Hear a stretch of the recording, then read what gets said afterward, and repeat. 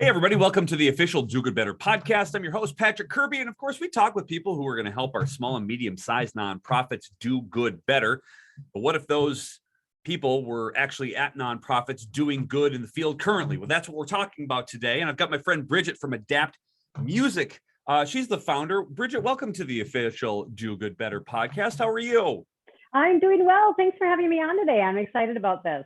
I'm very excited because this is the part of the season is just showcasing super fun and super awesome nonprofits that I enjoy and that the world needs to know about. And so the platform is yours today. But if somebody's scrolling through iTunes, they're scrolling through YouTube, they find I want to know more about Adapt Music, but I have no idea who you are or what you do. Let's give a 5,000-foot view, who you are, what you do, and why we're chatting today.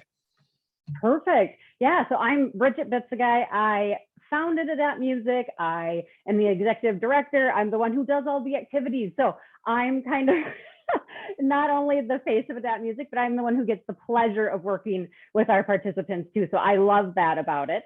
Adapt Music is a nonprofit here in Fargo, North Dakota, and we reach people with special needs and provide music enrichment activities. And so we adapt our activities, our curriculum to really fit the need of our participants so that we create music for people of all abilities.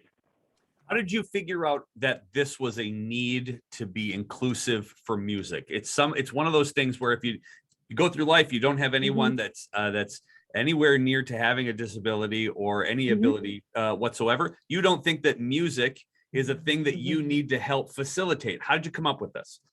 You know, I taught music education in the public school system for 16 years. And a few years I had the privilege of teaching what we called adaptive music. And I was like, I just saw the power of the music and how it could reach people of all abilities. It didn't matter if there was a language barrier, if there was a physical barrier or a developmental barrier, we could bridge that gap with music and really create it. And it has power in it. And there's so many scientific research, projects on the power of music and all of its benefits. And I just thought, this is so neat. And I saw it in the school and I thought, well, somebody should do this in the community. And my husband so lovingly said, well, why don't you do it in the community? And I said, oh, I'd never thought about that. And so honestly, that's where it came from, was my role as an educator and seeing the power in it. And then just really growing that into the community was kind of our goal.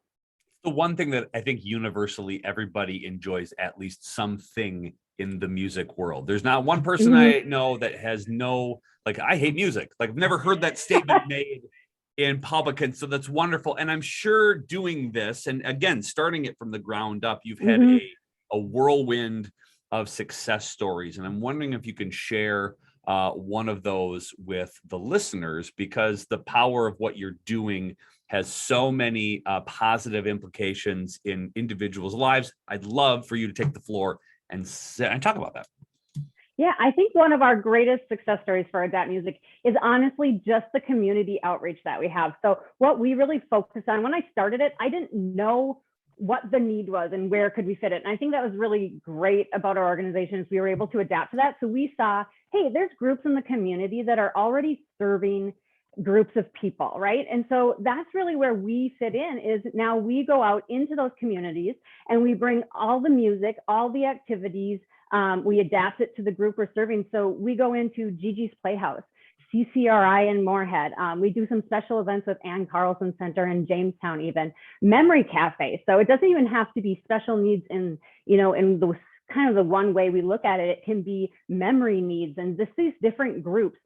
Actually growing out into the North Dakota Autism Center we're working with now. And so it's just great to reach out.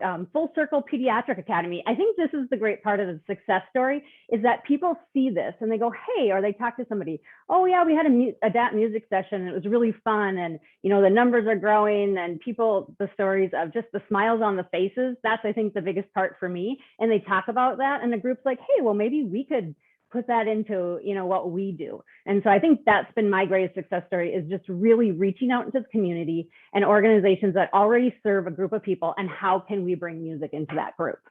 There's nothing like an aha moment that makes your life a little bit better and better for others. And again, 2021 was kind of a gong show for everybody, because we thought we were going to get out of this thing. And now we're still in it, and it's just never ending. And I'm sure there were some challenges, especially in the music area, where that one-on-one and personalization, in-person piece was missing. But talk about some of the challenges and maybe how you overcame those in a never-ending, seemingly pandemic. Yeah, I think 2020 and 2021 really put the adapt part into adapt music, honestly. So I think for organizations and just adapt music, because yeah, I mean, part of the music piece that I loved was going into the organizations and bringing the instruments and sharing that personal connection.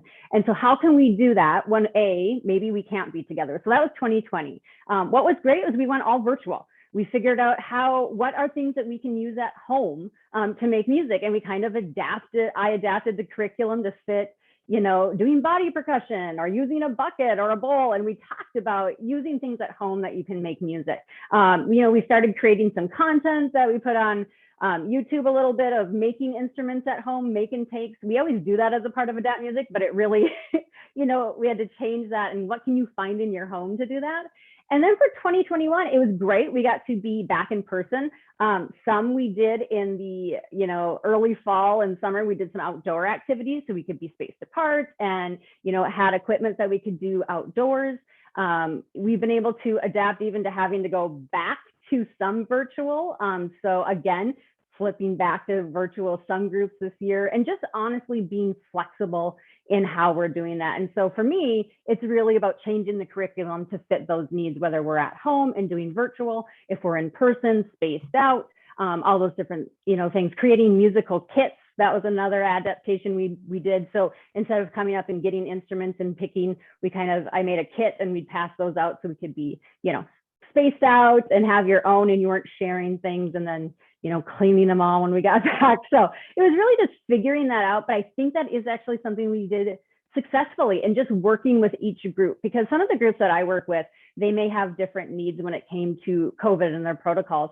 And honestly, we just adapted to meet them because it was important to still provide that interaction and that time together. I love that you just meet your mission wherever you go from the idea of adapting, and it doesn't matter what situation it is, it still happens. And I figure like you've got this wonderful entrepreneurial spirit, because it takes really a big piece of audacity to start something from whole cloth and just create something that is not there, but you sense a need for it. And for those nonprofit entrepreneurial spirit animals that you would connect with while they're listening to this, is there a piece of advice or a couple of pieces of advice that you would give somebody in a similar situation who's creating something or has created something and hasn't really gotten it off the ground or wants to take it to the next level? What advice would you give a nonprofit in a similar situation to help them either fundraise or spread their mission more effectively?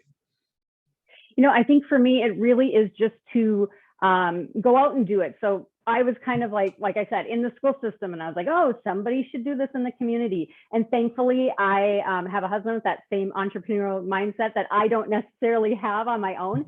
So that's part of it, is get people around you that maybe fill in those gaps and really just go ahead and do it. And it's like, start out and then see where you can really fit into that, the pieces that you need to fit the need of that. I'm seeing how I kind of think of this, where it's like we did, where I was like, oh, it's kids with special needs. But then I saw a need in adults, and we could do this in a different way with maybe Alzheimer's patients. And so really just changing if you need to, pivoting, but just having the courage to go out and do it and surround yourself with people that will support you and encourage you. Because honestly, I thought, well, maybe this isn't something people are interested. And I just started sharing the word about it, and people were interested. And so that was really encouraging. So just have the excitement and the courage to just step out and try it. And to take a cue from Bridgette's namesake, which is be adaptable. How do people find you? How do people support you? And how on earth do people donate to Adapt Music? Yes, www.adaptmusic.org.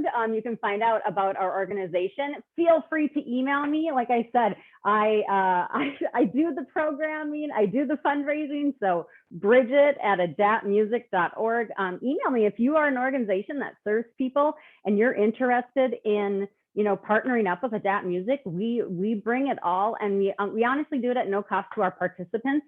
And so that's really part of our mission, is making that possible. So yeah, we have a donate button on our website. We appreciate that. Like I said, we do it at no cost. So those make and take instruments, the instruments that we provide on those, just for every session, your donation goes right into our programming, which is so incredible. So as always, the links are going to be in the show notes. So go click on it, go donate a lot, and go visit and go send Bridgette an email and see how you can bring this to your community as well. Bridgette, thank you so much for being a guest on the official Do Good Better podcast.